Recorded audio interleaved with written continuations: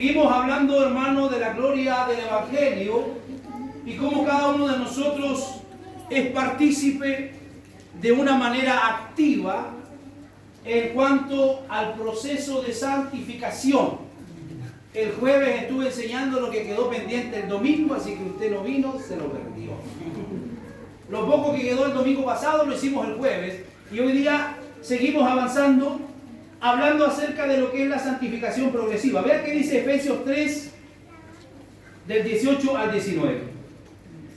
Seáis plenamente capaces de comprender con todos los santos cuál sea la anchura, la longitud, la profundidad y la altura, y de conocer el amor de Cristo, que excede a todo conocimiento, para que seáis llenos de toda la plenitud de Dios.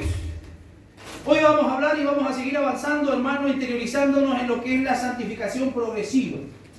Dijimos la semana anterior que la santificación tiene dos procesos importantes. La santificación posicional, donde Cristo nos pone en una relación correcta ante el Padre a través de la justificación, y de ahí para adelante comienza la santificación progresiva, en la cual usted y yo somos agentes participativos. Agentes participativos. Esto es, hermano, un proyecto de comunidad.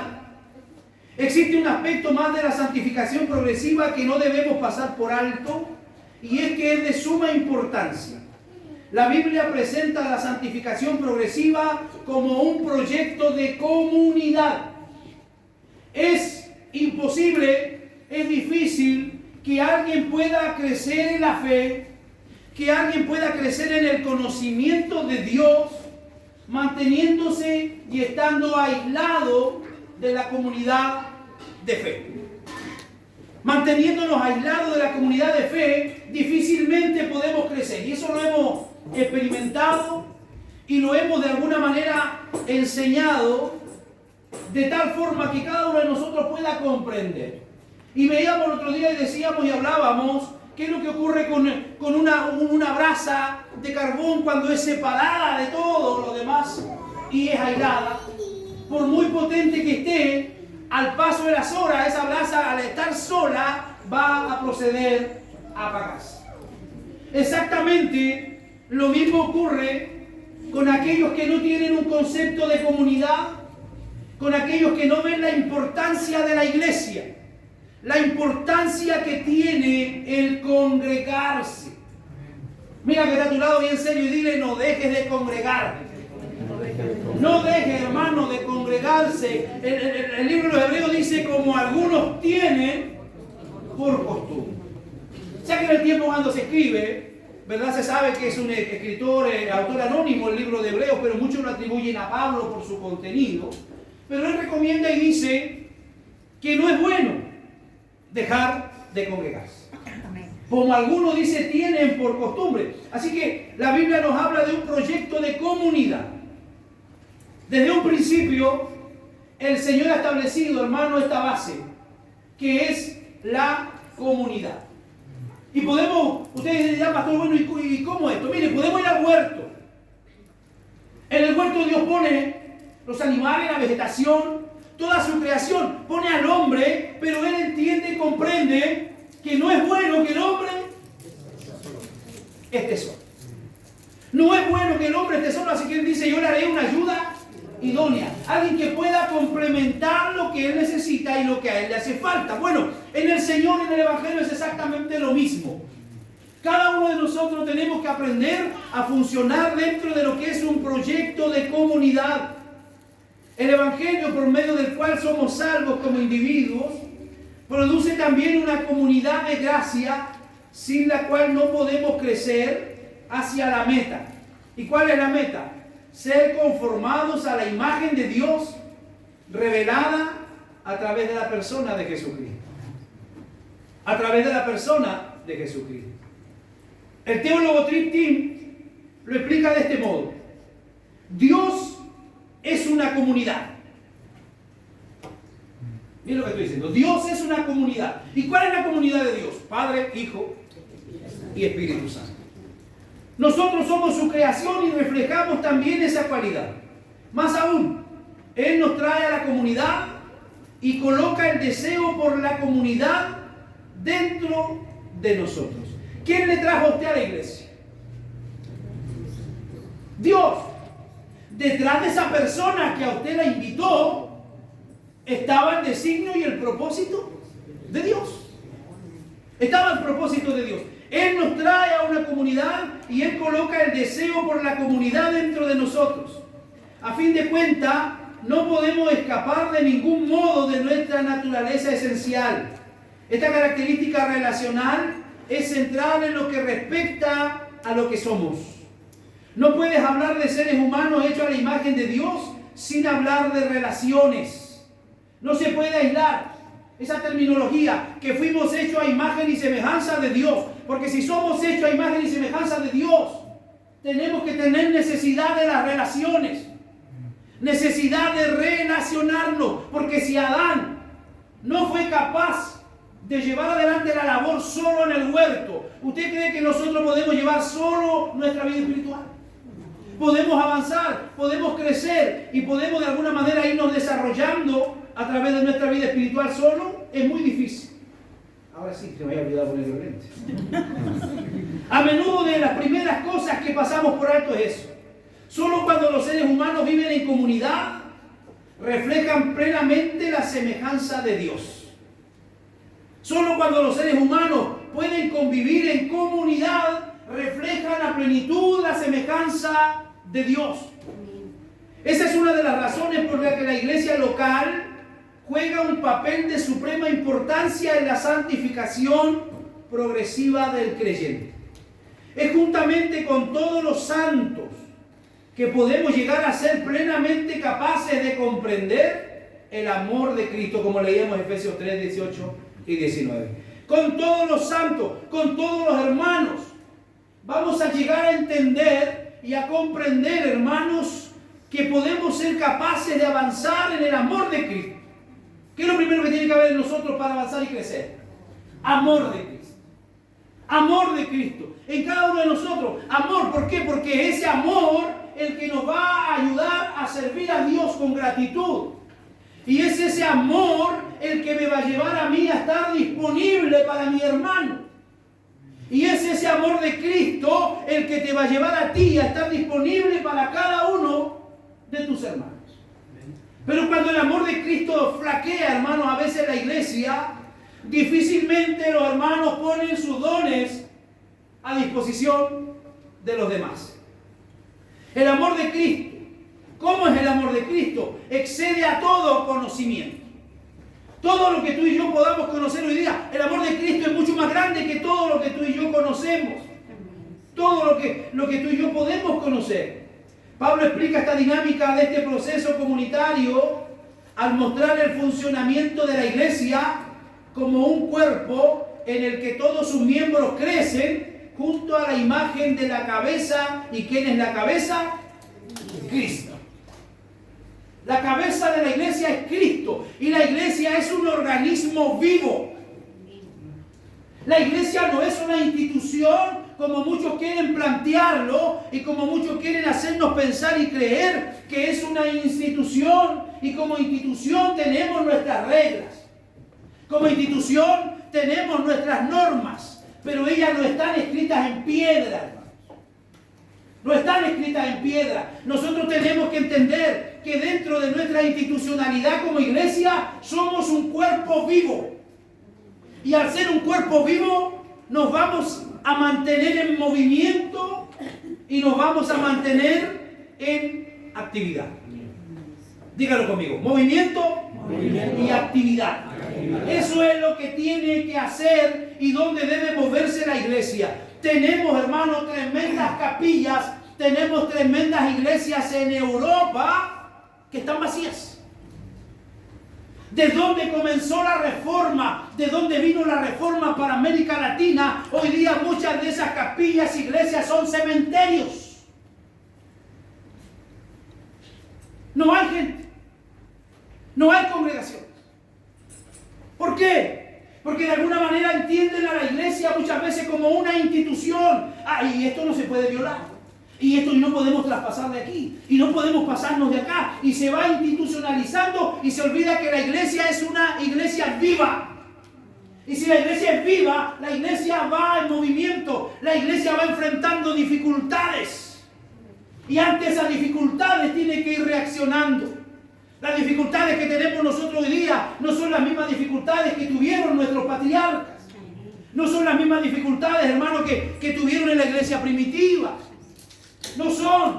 Tenemos hoy día nosotros necesidades diferentes, tenemos tentaciones diferentes, tenemos luchas diferentes, aun cuando son muy similares a ellas, pero tienen diferencia. Y nosotros no podemos cerrarnos, hermanos, a ese tipo de cosas, sino que entender que la iglesia es viva. Y el mismo apóstol dice que somos edificados como piedras vivas. Cada uno de nosotros va siendo una piedra en medio de la edificación, pero una piedra viva. ¿Y qué significa eso? Que tú y yo tenemos dones que tenemos que trabajar. Tenemos talentos que tenemos que poner al servicio de la obra. Y eso es lo que a la iglesia le da vida. Los letreros pasan. Los edificios pasan. Esto pronto lo vamos a echar abajo y vamos a tener un tremendo templo aquí. Amén. Todas estas cosas pasan, pero la iglesia no es esto. La iglesia somos nosotros. Entonces, hay una necesidad que tenemos que entender y crecer. ¿Qué es lo que dice Efesios 4, 11 al 16? Usted se lo sabe de memoria eso.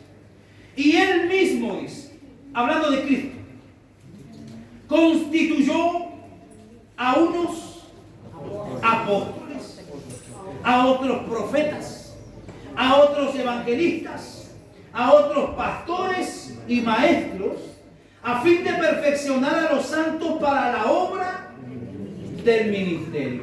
¿Cuál es la labor fundamental de los ministerios? ¿Qué dice ahí?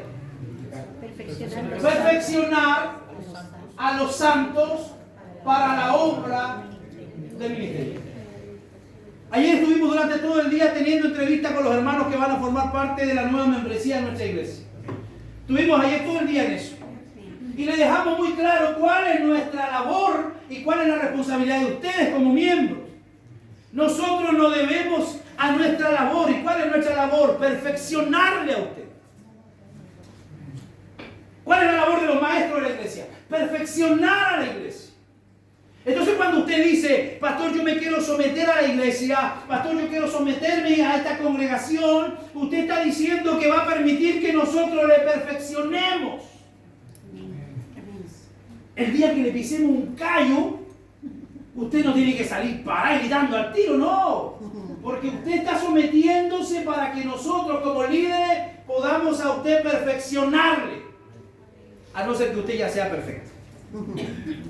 ¿Hay alguno que se considere perfecto? Nos falta mucho. Pero la labor del evangelista, la labor del pastor, la labor del maestro es perfeccionar a los santos para la obra del ministerio. ¿Eso qué nos dice? Que cada uno de nosotros como miembro de una iglesia, como cristiano, tiene una labor que realizar. Tiene una obra que realizar. Y no solo se relaje y diga, no, si para eso están los pastores, están los maestros. No. Ustedes tienen una labor muy importante, hermanos. No cansarse de predicar. No cansarse de llevar la palabra. No cansarse de invitar gente a la iglesia. No cansarse de orar por los perdidos. No cansarse de predicar a su familia en la mesa, aunque a veces lo van a dejar hablando solo, pero no se canse de hacer el bien. Dice la Biblia que a su tiempo segaremos. Si no, desmayamos. Esto, hermano, no es algo que yo le podría decir a usted, va a tener usted una vida de Bilzipap o una vida happy, todo va a ir bien. No, hermanos. Vamos a tener a veces momentos difíciles. Vamos a tener oposición. La Biblia dice que irá andando y llorando el que lleva la preciosa semilla. ¿Cuál salmo dice eso? El Salmo 126. Irá andando y llorando el que lleva la preciosa semilla, mas volverá con regocijo trayendo las gavillas. No todo es sufrimiento en el Evangelio, hay momentos buenos. ¿Cuántos han tenido momentos buenos en el Señor? ¿Cuántos han tenido momentos felices en el Señor? Estar en la presencia del Señor, hermano, sentir su Espíritu Santo en nuestra vida, eso es algo impagable. ¿Sí o no? Wow, yo me lleno de gozo cuando el Espíritu Santo puede fluir y cuando siento que está actuando y obrando en la iglesia y obrando en nuestra vida. Pero ¿cuál es la labor, hermano? Perfeccionar a los santos. Levánteme la mano al cielo los que aquí quieren ser perfeccionados. Amén. Gloria al Señor. Perfeccionarlos para la obra del ministerio. ¿Para qué más? Para la edificación del cuerpo de Cristo. Yo quiero decirle algo, hermano. A usted lo necesitamos para edificar la obra. Lo necesitamos para edificar la obra. Y usted no diga, bueno, yo estoy con mis recursos. No, no necesitamos solo los recursos. Necesitamos a la persona. Necesitamos a usted dispuesto a ¿qué? A trabajar para la edificación del cuerpo de Cristo. Mira que está a tu lado y dile, yo estoy disponible para tu edificación. Sí, para tu edificación estamos disponibles. ¿Hasta qué? Hasta que todos lleguemos. ¿Cuál es el propósito del Señor? Lea el versículo 13. ¿Cuál es el propósito del Señor? Hasta que todos, ojo, no solamente el liderazgo, no solamente 2 o 3 en la iglesia, hasta que todos lleguemos a la unidad de la fe y del conocimiento del Hijo de Dios, a un varón perfecto, a la medida de la estatura de la plenitud de Cristo. Ese es el propósito. Hasta que todos lleguemos a la unidad de la fe. O sea, todos necesitamos crecer, todos necesitamos avanzar y todos necesitamos, como dije el jueves, mortificar nuestros pecados. Todos. No nos podemos acomodar, no nos podemos quedar relajados. Tenemos que todos, hermanos, ir en base a lo que la Biblia nos está enseñando, hasta que todos lleguemos a la unidad de la fe y del conocimiento del Hijo de Dios. A un varón perfecto. Esa palabra perfecto terrenalmente es imposible, pero está allí. Pero no quiere decir el perfecto que usted está pensando. Esa palabra allí quiere decir maduro. Hasta que todos lleguemos al conocimiento del Hijo de Dios, a un varón maduro. ¿Cuántos reconocen que necesitan maduro? A veces somos verdaderos niños espirituales, necesitamos crecer. Necesitamos madurar. Y Dios le pone una vez la prueba y le pone otra vez la prueba y nunca la pasan. Porque no hay crecimiento, porque no hay desarrollo. A un varón perfecto, o sea maduro, a la medida, ¿qué dice? A la medida de la estatura de la plenitud de Cristo. O sea, mi modelo 100% es Cristo. Dígalo conmigo, mi modelo 100% es Cristo. Yo no tengo que llegarme a parecer ni a MacArthur, ni a Michelin, ni a ninguno de esos tipos. Ninguno de ellos. Porque a veces como que a los predicadores la gente lo idolatra y quieren ser como ellos. No, hermano, usted no se preocupe. Ellos tienen sus propias batallas, sus propios pecados y sus propias luchas. Usted tiene que parecerse a Cristo. ¿Cuántos dicen amén? Parecerse a quién, a Cristo, y eso no es fácil. El Señor dijo, aprendan de mí, que soy manso y humilde. Y ahí nosotros ya tomamos aquí. Mansos y humildes. Mansos que se dejan enseñar. Habla de mansedumbre, que se deja enseñar. Yo les decía el otro día a ustedes qué difícil es tener a un teólogo escuchando a otro teólogo. Eso es difícil. Difícil. ¿Por qué? Por orgullo, por soberbia. Cuando me ha tocado enseñar a mí en la asociación de pastores, lo primero que le recalco es eso. Aunque sufra, ¿qué se ha sentado ahí? Porque en la asociación de pastores nosotros tenemos doctores en teología. Entonces ya no puede llegar uno a hablar con cualquier clase de pescado. Tenemos doctores en teología, tenemos varios maestros en teología. Entonces, para ellos es incómodo, difícil, porque ellos saben todas estas cosas. Pero siempre hay algo que Dios tiene que decirnos a través de un humilde siervo del Señor. Así que mientras usted más sepa cuál debe ser su actitud, más humilde. Como el camello. El camello es un animal espectacular. El camello puede atravesar desiertos y puede durar mucho tiempo sin beber agua. Eso lo hace un animal formidable. Pero el camello, para recibir su carga, ¿qué hace? Usted, para recibir su bendición y para recibir el llamado, para recibir todo de Dios, ¿qué tiene que hacer? Igual como el camello, inclinarnos, ser humilde, hasta que lleguemos a la estatura de la plenitud de Cristo. Tenemos que parecernos a Cristo. Y eso, hermano, es teología práctica. ¿Qué haría Cristo en mi lugar? Cuando usted está en el problema, cuando se le está viniendo la ira, cuando está siendo poseído tal vez por la rabia, o cuando está en el desconsuelo, en la amargura, no sé, todo lo que usted vive a diario, usted tiene que pensar: ¿qué haría Cristo en mi lugar? ¿Cómo reaccionaría Cristo ante esta circunstancia? Y el Espíritu Santo lo va a ayudar a usted y lo va a guiar a que usted se comporte como se comportaría Cristo.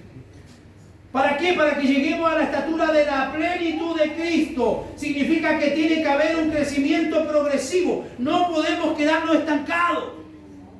En la vida de los niños, cuando no hay crecimiento, ¿qué hacen los padres? ¿Qué hacen los padres? Se preocupan.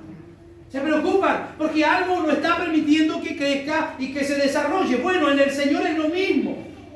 Si nosotros estamos viendo que no estamos creciendo, es porque algo no anda bien. Tenemos que tener crecimiento a la medida de la estatura de plenitud de Cristo. ¿Para qué? ¿Para qué quiere Cristo que crezcamos, iglesia?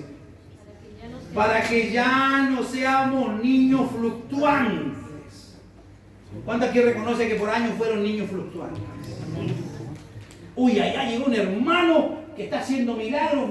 Para allá vamos todos. Uy, acá llegó otro que te dice el futuro. Para allá vamos todos.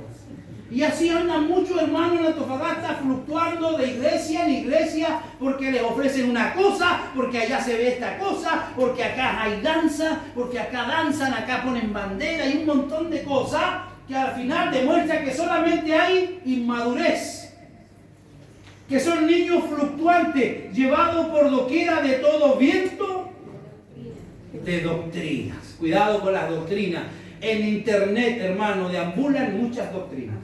En Facebook hay muchas doctrinas. Por eso es importante que usted conozca las doctrinas de su iglesia. Y eso se lo enseñamos en el curso de membresía. Y ayer le preguntamos a todos y cada uno de ustedes: ¿entendieron la doctrina? La mayoría dijo que sí entendieron la doctrina, excepto aquellos que faltaron en alguna clase. Pero necesitamos entender que hay que tener cuidado, porque allá afuera hay todo viento de doctrina, que por estratagema de hombres que para engañar emplean con astucia. ¿Qué es lo que emplean con astucia? Las artimañas del error. El diablo es un especialista en las artimañas. Él es un especialista en las artimañas. Él le lanza la pregunta a Eva en el huerto, una pregunta tan simple, pero que la descoloca y la mueve de la obediencia a Dios. Con que Dios le dijo que no coman de ese árbol. ¿Sabe por qué Dios le dijo que no coman del árbol? Porque el día que ustedes coman, serán igual a Dios. Y ahí ya. Muchas doctrinas, hermanos, que son ocupadas a través del error. Pero ¿qué dice el apóstol aquí? Sino que siguiendo la verdad, ¿qué tenemos que seguir? La verdad. ¿Y quién es la verdad? Cristo. Él dijo: yo soy el camino, yo soy la verdad. Siguiendo la verdad. ¿Cómo tenemos que seguirla? En amor. En amor. Si hay algo, hermano, que tiene que mover el corazón de la iglesia, es el amor. El amor. Usted todo lo que haga, hágalo por amor. No haga porque le van a dar la gracia, no haga porque lo van a condecorar o porque va a tener algún tipo de elogio, hermano. Todo lo que hagamos tiene que ser hecho por amor. Siguiendo la verdad en amor, ¿qué tenemos que hacer? Crezcamos en todo, en aquel que es la cabeza, esto es Cristo. ¿De quién dice? Todo el cuerpo. Ojo, una vez más dice todo. Todo el cuerpo bien concertado y unido entre sí por las coyunturas que se ayudan mutuamente, según la actividad propia de cada miembro, recibe su crecimiento para ir edificándose en amor. Hay una meta, hermano, a la cual avanzamos como iglesia. La iglesia es un organismo vivo, repito, que debe crecer espiritualmente y cuya meta es que todos lleguemos a la unidad de la fe y del conocimiento del Hijo de Dios. Tiene que haber en nosotros como cristianos y como iglesia unidad en la fe. Saber que yo soy salvo por fe. Saber que mi salvación le costó a Cristo el sacrificio y derramar su sangre en la cruz del Calvario. Que podamos servir al Señor viviendo a través de la fe y del conocimiento del Hijo de Dios. A un varón maduro a la medida de la estatura de la plenitud de Cristo. Aquí podría traducirse esta palabra como maduro, que es contraste a la frase de niño fluctuante. Este varón maduro tiene como patrón o modelo a Jesucristo.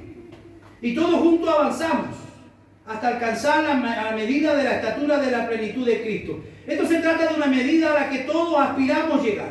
Creo que todos aspiramos crecer, ¿verdad? No queremos quedarnos ahí donde estamos.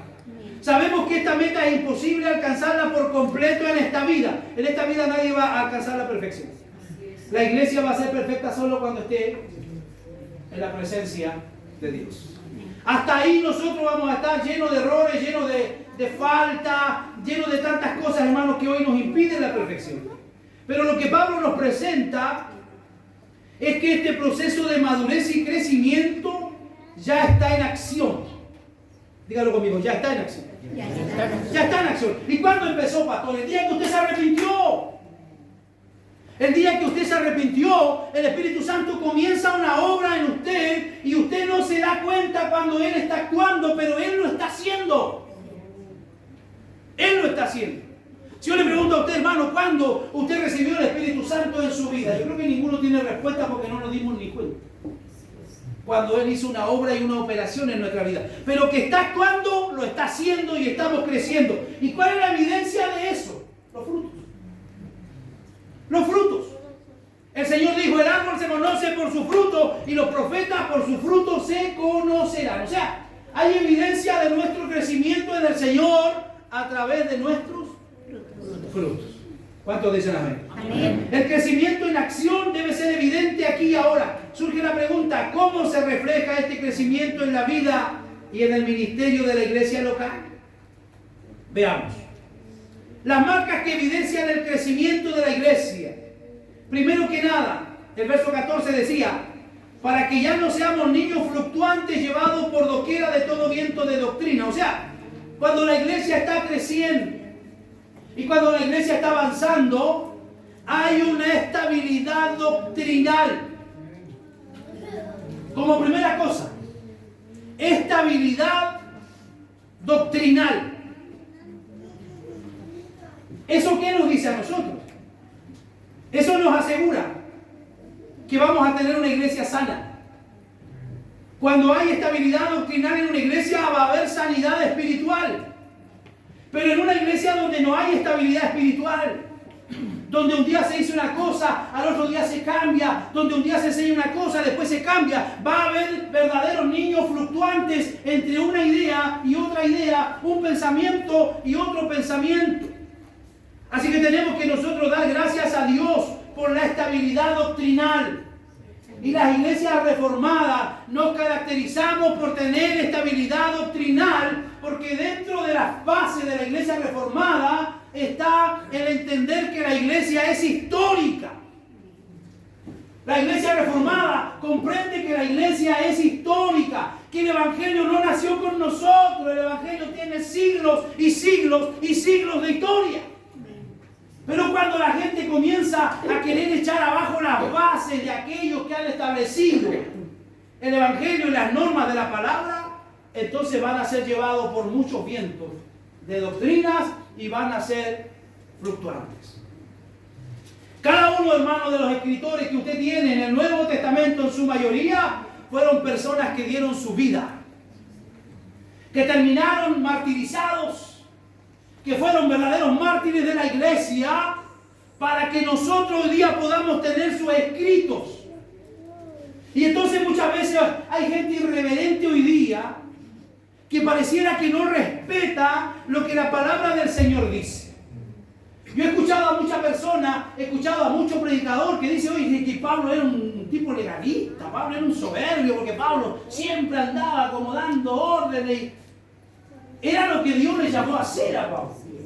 A Pablo. Yo cuando estudiaba la historia de la vida de Pablo y cuando tengo la oportunidad de enseñar, digo que Pablo es un teólogo fuera de serie. Pablo es un teólogo fuera de serie. Y cuando yo estudio, ¿verdad? Como teólogo, la palabra me llena de asombro. ¿Por qué? Porque cuando leo las cartas de Pablo, es como si Pablo estuviera hoy día predicándonos a nosotros. Lo que Pablo veía hace tantos años atrás es lo mismo que nosotros vemos hoy día en la iglesia.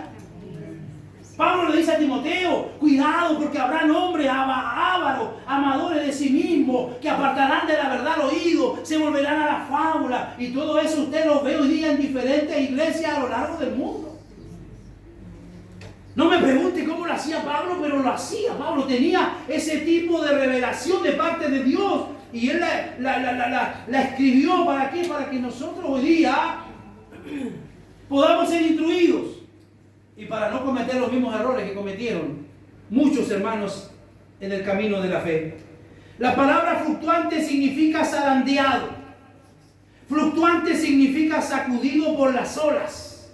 Los creyentes inmaduros son llevados de un lado a otro por los vientos huracanados que producen las enseñanzas de los falsos maestros. La inestabilidad doctrinal y la falta de convicciones claras y firmes son una marca inequívoca de inmadurez espiritual. Por el contrario, una persona madura conoce bien las Escrituras. ¿Cuántos quieren madurar en el Señor aquí? Amén. Comience a comerse, hermano, la Biblia. Comience a saborear, comience a meterse de lleno, como dije el domingo pasado, el jueves, menos Facebook y más Biblia. Menos Instagram y más Biblia. Menos TikTok y más Biblia. No sé qué otra red social más hay. Yo me quedé con esas. Parece que hay muchas más. Pero que nos roban el tiempo. Que de una u otra manera nos van engatusando, hermano. Necesitamos tener convicciones claras a través, hermano, ¿de qué? De la palabra del Señor. Una persona madura conoce bien las Escrituras. Entiende sus doctrinas.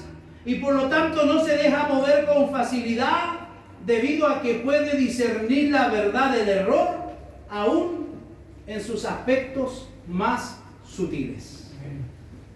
Usted debe gracias al Señor por la enseñanza que tenemos en esta congregación.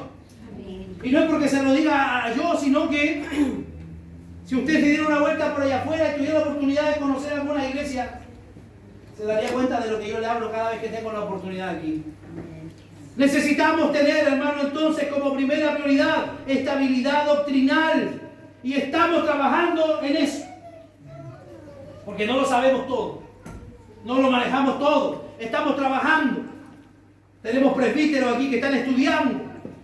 Tenemos diáconos que están estudiando. Mi esposa está estudiando teología. Tenemos un buen equipo, hermano, de gente que se preocupa de saber más que Juan 3:16. Porque algunos se saben Juan 3:16, que es el que nadie le puede enseñar nada. ¿Qué dice Juan 3:16? Porque de tal manera amó Dios al mundo.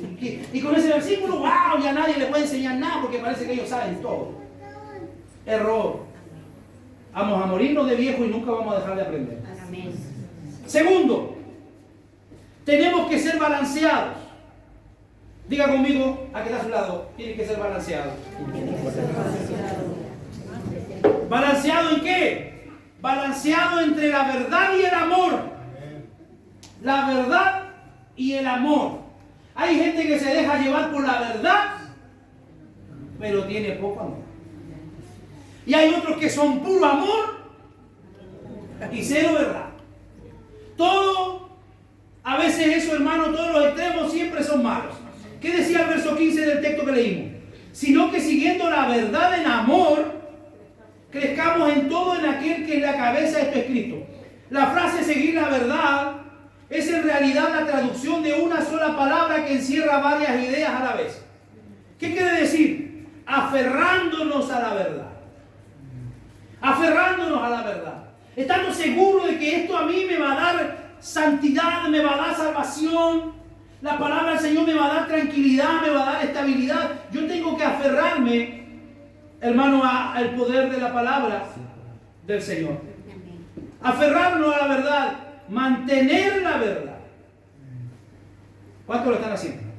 Mantener la verdad y vivir la verdad hablando de la verdad. Hablando en todo lugar de la palabra del Señor. Y en esto tenemos que ser bien prácticos, hermano. Todos los días Dios nos pone personas para que le hablemos la palabra. Ya sea en la universidad, ya sea en el trabajo, ya sea en la locomoción, ya sea en el consultorio, en el hospital, donde usted va hay gente necesitada. ¿Y qué tengo que hacer yo? Tengo que ser un ministro de la palabra del Señor, hablar la verdad. Pastores que no andan trayendo la Biblia allí. No es necesario que anden trayendo la Biblia tiene que estar aquí y aquí. Bueno, ya la Biblia está en los celulares también. Pero la palabra del Señor tiene que estar almacenada en nuestra vida. Pablo quiere que la verdad de Dios revelada en su palabra nos gobierne en todo cuanto pensamos. ¿Cuánto de nuestro tiempo ocupamos en pensar en la palabra de Dios? Cuando Dios llama a Josué al ministerio, cuando Dios lo llama a la responsabilidad que le dio, Él le dio una orden y le dijo: de día y de noche meditarás en la palabra, para que hagas prosperar tu camino y todo te saldrá bien. De día y de noche. No hay excusa, hermano, para no meditar en la palabra. Pastor, es que estoy todo el día ocupado. Bueno, tiene la noche. No hay excusa para darse un tiempo y meditar en la palabra. Que la palabra del Señor pueda llenar tus pensamientos. Que gobierne cuanto pensamos. Que gobierne lo que decimos o lo que hacemos. Pero todo esto en un clima de amor. Porque la ortodoxia sin amor es dañina como la pretensión de amar sin ortodoxia. O sea, la doctrina buena, clara, sin amor, es dañina. Si usted se sienta en la mesa con su familia, si a usted lo invita a almorzar, no sé, su mamá, su papá, su suegro, su suegra, no sé qué lo invitará a usted a almorzar. Y si usted le dice a ellos, si ustedes no se arrepienten, se van a ir al infierno. Usted está diciendo una verdad. ¿Pero la está diciendo? Sin amor. Una verdad sin amor. Me acuerdo cuando recién nos casamos, mi esposa era así. Decía siempre la verdad, pero sin amor. Nos costó como 4 o 5 años fuera, lejos de tu casa, sin visitar a tus padres, porque le dijiste así una verdad tremenda, pero sin amor. En cuanto a la idolatría. La verdad tiene que ser defendida y tiene que ser transmitida, pero tiene que ir acompañada de amor. De amor. Porque la ortodoxia sin amor es dañina como la pretensión de amar sin ortodoxia. No debemos extrañarnos al descubrir que en una carta tan doctrinal como la del apóstol Pablo a los Efesios, nos encontramos también con un fuerte énfasis en el amor. La iglesia es fruto del amor de Dios, columna y baluarte de la verdad. Primera de Timoteo 3:15. La iglesia es fruto del amor de Dios. Él nos amó cuando estábamos muertos en delitos y pecados. ¿Qué dice Primera de Timoteo 3:15? Para que citando sepas cómo debes conducirte en la casa de Dios, que es la iglesia del Dios viviente, columna y baluarte de la verdad. La iglesia es columna, la iglesia, hermanos, si la iglesia se desestabiliza, la sociedad se desestabiliza, porque es una columna que defiende y sostiene la verdad. Aquellos que trabajan y saben de construcción, ¿para qué es una columna? ¿Cuál es la pega de una columna? A veces hay un constructor aquí, yo soy pastor y profesor, no soy constructor. Pero ¿cuál es la labor de una columna? Sostener. ¿Sostener qué? Sostener un peso que está superior a él. Entonces, ¿qué es lo que dice la Biblia? ¿Qué es lo que es la iglesia? La iglesia es columna y baluarte de la verdad. O sea, ¿está para qué? Para sostener y para defender la verdad. ¿Por qué cree usted que la ONU quiere hacer desaparecer la iglesia? La ONU, a través de la Agenda 2030 y todas las leyes que vienen en la Agenda 2030, que todos los países que están en la ONU tienen que cumplir, sean de derecha o sean de izquierda, están sometidos a la agenda de la ONU, la Agenda 2030, donde vienen todas estas leyes que están metiendo en los países de Latinoamérica. Y todas estas leyes lo único que hacen es minar y querer hacer desaparecer a la iglesia, porque la iglesia es columna y baluarte de la verdad. Si alguien defiende la verdad, es la iglesia. Entonces, hermano, no la vamos a tener fácil. No la vamos a tener fácil. Hace poco se estaba tratando de legislar en el Congreso una ley que se nos impida poder pararnos en la calle y predicar. Se estaba legislando bajo cuerda una ley que se nos impida aconsejar a un homosexual para que encuentre a Cristo y su vida cambie. El que se ponía a hablar con un homosexual y lo cambiaba de pensamiento arriesgaba cárcel.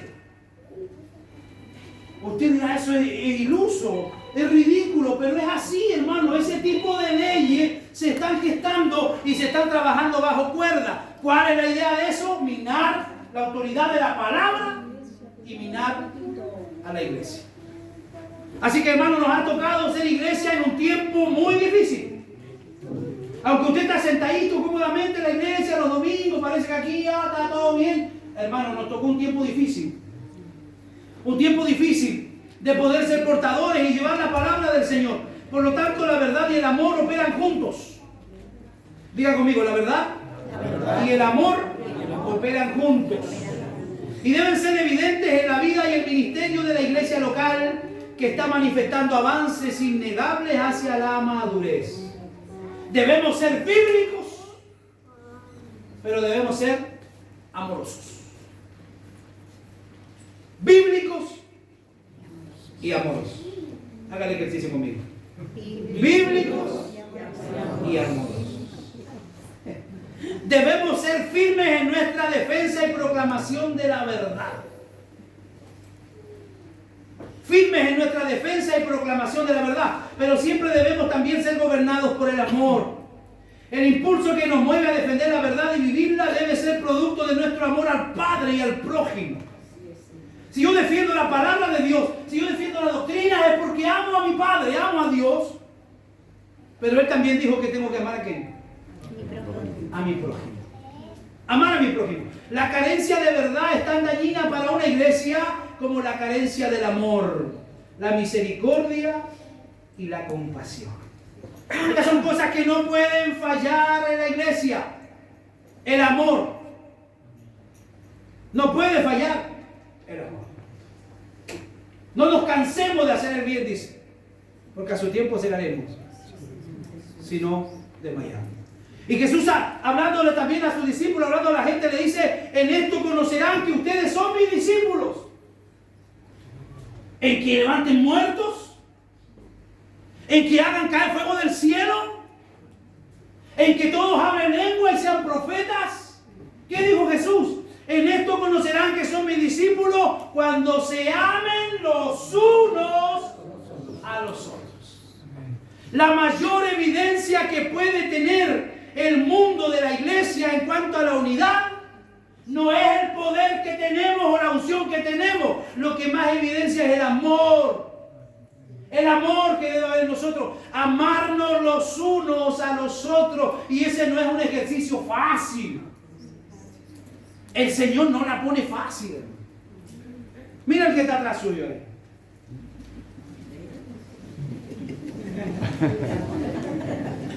Mira el que está al lado suyo. Si yo le entrego una hoja en blanco a usted ahora y le paso un lápiz y le digo: dígame lo que usted piensa del hermano que usted miró ahora, van a salir muchas cosas negativas. Es altanero, no saluda, no habla, no contesta el WhatsApp cuando le hablan. No, son reclamos del pastor, ¿no? Pero cosas como esas, ¿por qué? Porque nosotros tendemos siempre a darnos cuenta de lo malo del hermano. Pero cuando nosotros comenzamos a mirar a la gente con los lentes correctos, porque la mayor parte del tiempo andamos con los lentes del negativismo. La mayor parte del tiempo andamos con los lentes del negativismo, donde vemos todo mal y vemos pecado en todos lados. Hay otros más místicos que ven demonios en todos lados. De todo ese tipo de gente tenemos en la iglesia. Pero cuando tú te pones el lente correcto, hermano, que te da la palabra de Dios y que de alguna manera te dirige el Espíritu Santo, vas a ver con amor a tu hermano. Muchos defectos puede tener, pero tiene muchas cosas buenas.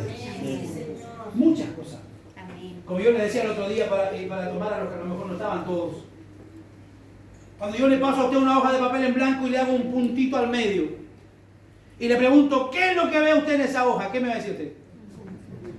El puntito. La gente se concentra en el puntito y ahí se da de cabezazo y rabea y llora y patalea y se olvida de todo lo blanco del papel.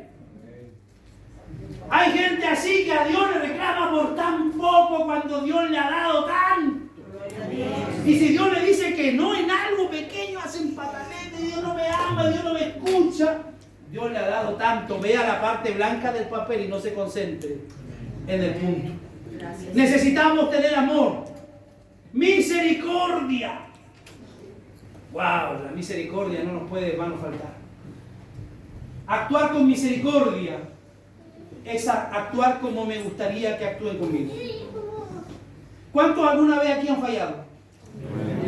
Arriba. ¿Cuántos han pecado alguna vez, han fallado, han traicionado sus votos, han sido infieles, han sido malos padres, han hecho muchas cosas? Porque eso es lo que hay en la iglesia no hay gente buena. Así es. Vemos ahí, Pablo dijo, de los más vil y menospreciados del mundo. Escogió Dios para avergonzarlos. Pero cuando usted estaba en esa situación, ¿qué es lo que usted esperaba? Que lo traten con misericordia. Que lo traten con amor. Cuando Pedro va y ve que el maestro está sobre las aguas y dice, maestro, si eres tú, déjame ir hacia donde tú estás. Jesús le dice, ven, Pedro. Pedro sale de la barca y comienza a caminar sobre las aguas. En un momento pierde de vista al Señor y empieza a mirar que las olas son grandes y que el viento es fuerte. ¿Y qué pasa con Pedro? Se hunde. Pedro se hunde. ¿Qué es lo que hace Jesús? A ver, los lectores de la Biblia. ¿Qué es lo que hace Jesús? Jesús le da la mano, lo levanta. ¿Y qué hace? Y le tira la oreja. ¿Por qué dudaste, hombre de poca fe?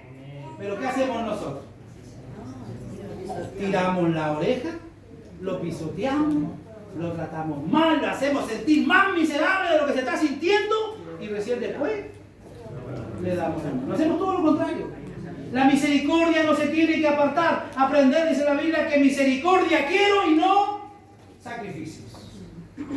Aprendamos a ser misericordiosos, a tratar a la gente con el amor que nos gustaría que nos traten a nosotros. Usted escucha a la gente así como le gusta que a usted lo escuche. Usted salude a la gente así como le gusta que a usted lo saluden. Respete a la gente así como le gusta que a usted lo respeten, porque eso va a hablar muy bien de la vida misericordiosa de la iglesia. Y con esto voy a terminar por hoy. La compasión. Podemos ser muy bíblicos, pero no tenemos que dejar de ser compasivos. ¿Quién más bíblico que Jesús? ¿Quién conocía más la letra? ¿Quién conocía más, hermano, la ley que Jesús? Pero él dice que cuando ve al pueblo de Israel disperso, se dolió en su corazón porque los vio como ovejas sin pastor y tuvo compasión de ellos. Compasión de ellos. Debemos tener compasión por aquel que está perdido, hermanos. Compasión por aquel que está metido en vicios. Compasión con aquel que lucha cada día con sus pecados, con su carnalidad, con su soberbia. Compasión. Si Jesús la tuvo con el pueblo de Israel y aún después dice, Padre, perdónalos porque ellos no saben lo que están haciendo. ¿Quién somos nosotros, hermanos? Para no tener compasión con aquellos que lo necesitan. Cierre sus ojos.